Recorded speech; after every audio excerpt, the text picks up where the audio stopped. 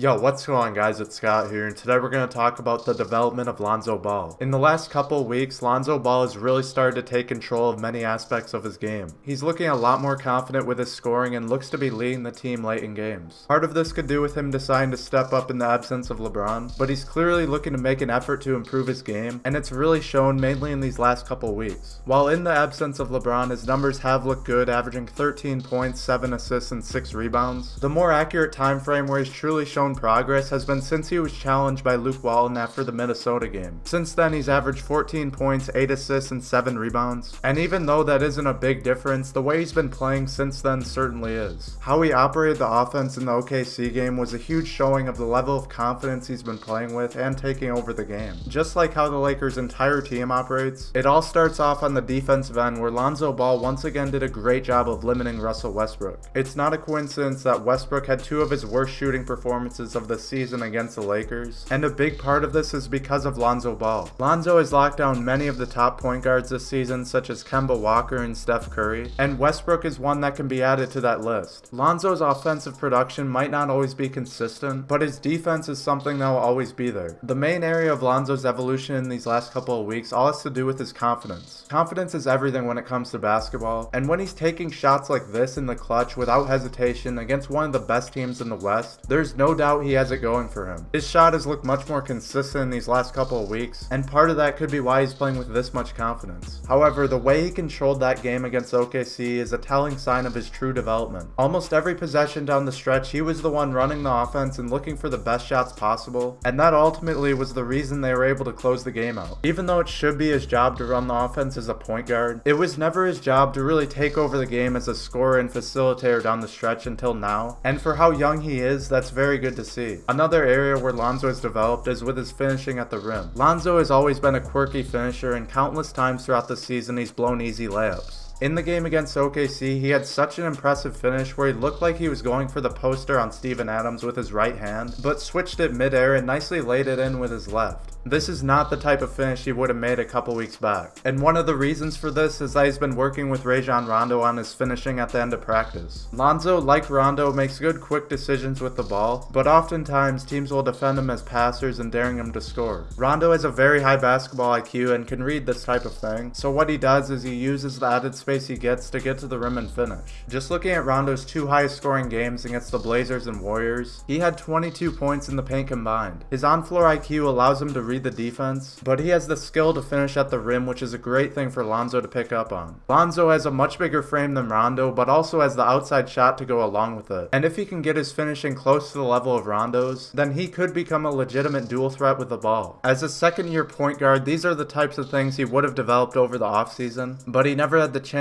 to because of knee surgery. We're just starting to see him really step up his game these last couple weeks, and if he continues to stay healthy, he could come back next season as a much better player with a full offseason of training. Of course, the underlying question is, can he keep this up when LeBron returns? And the answer to that depends on if Lonzo will let that affect him. LeBron has watched the Lakers for nearly an entire month, and should have a better understanding of his Lakers teammates now than he did in December, so he'll also play a big part in giving Lonzo these opportunities. It's really up to Lonzo to continue to be aggressive and not be afraid of the moment. With how much Lonzo has improved this season, it'll be very exciting to see how he plays once LeBron returns, and how he'll evolve his game, but that of course is all up to him to control. That's all I have for this video, guys. I hope you enjoyed. If you want to see more Lakers content like this, then make sure you subscribe, and also follow me on Twitter if you want to see more insight from me or really anything else. But anyway, leave a like if you enjoyed the video, and thanks for watching.